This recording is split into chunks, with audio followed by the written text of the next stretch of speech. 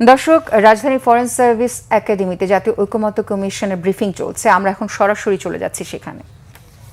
আমরা পুরনো বলেছি একটু কষ্ট হবে, দুইটা পথ হইতে পারে। একটা হইতে পারে যেহেতু 100 আসন যদি আমরা করি সরাসরি নির্বাচন, তাহলে 300 যে কেন্দ্র আছে তার মানে 3টায় একজন নির্বাচন করবে, আমাদের নারীদের খুব কষ্ট হবে, হতে পারে।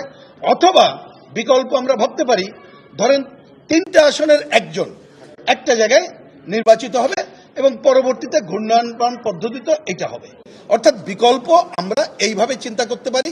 তবে অবশ্যই নির্বাচন করেই নারীদের নির্বাচিত করতে হবে।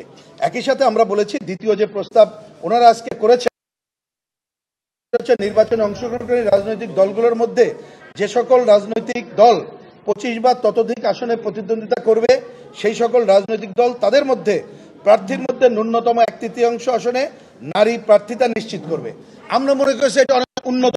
ফরেন সার্ভিস একাডেমিতে জাতীয় ঐকমত্য কমিশনের যে ব্রিফিং চলছিল তার অংশবিশেষ শুনছিলেন।